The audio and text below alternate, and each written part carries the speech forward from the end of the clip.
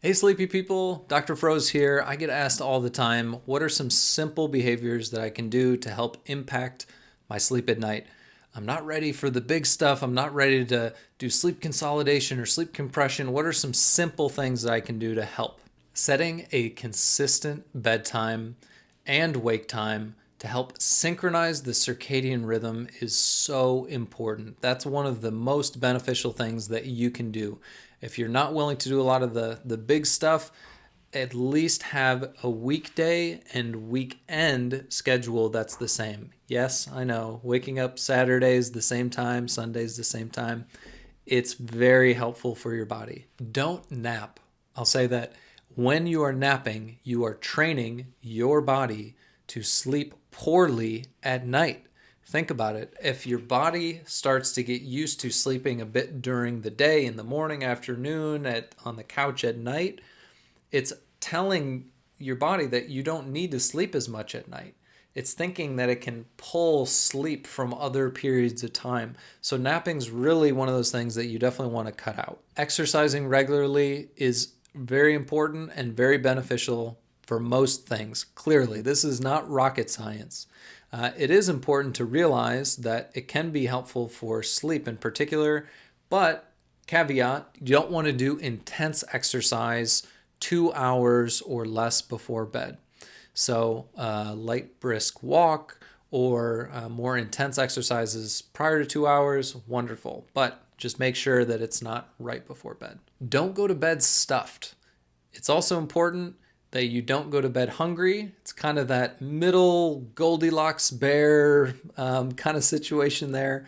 You want to have enough food, but if you are too full, too stuffed, it can cause digestive issues. It's just, in general, it's not as good for sleep. You'll hear a lot of this throughout all the videos, but consistency is important. So not only with bed and wake times, but also patterns at night. So when we get into a normal pattern, the body can get used to this pattern, and especially if it's one that's kind of more relaxing and calming as the time gets closer and closer to bed. This is really beneficial for decreasing the time it takes to fall asleep. And honestly, it can be very beneficial for decreased awakenings and increasing the full amount of time that you're sleeping at night. You don't want to lay in bed for too long awake.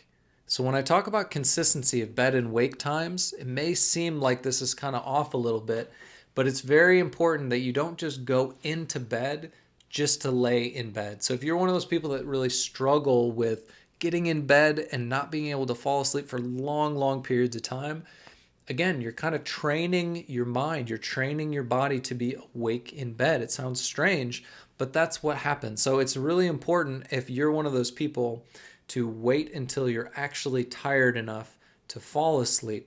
So that doesn't mean that you can go work on something, do something fun, go for a intense workout. No, you want to do something relaxing, easygoing until that time, but wait until you feel like you can actually get to sleep.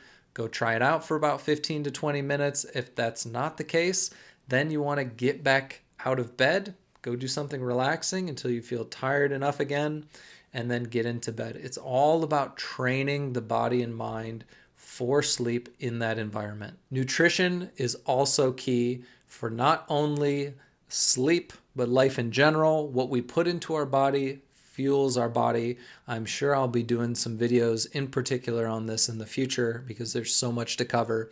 But clearly, you want to be fueling your body with good, clean energy.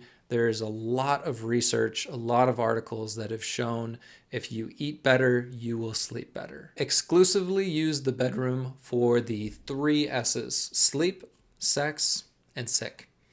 Other than that, you don't want to be in there talking with a significant other for a long period of time, reading someone a bedtime story, working on a report, watching TV.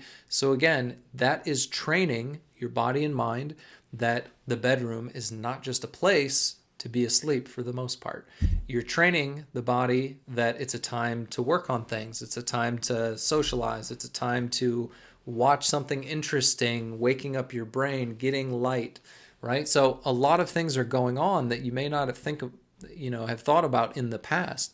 But it's important to train your body So sleep, sex, or sick, those are the only things that you should do in bed. As a good rule of thumb, around 12 o'clock noon is when you can think to yourself, all right, done for the day in terms of caffeine.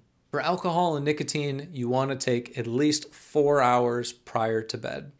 Alcohol, if it is in your system, can actually increase the amount of awakenings and decrease the quality of sleep during the night due to being metabolized and then becoming a stimulant on your body. So it's really important that in terms of caffeine, 10 hours prior, alcohol, nicotine, about 4 hours prior.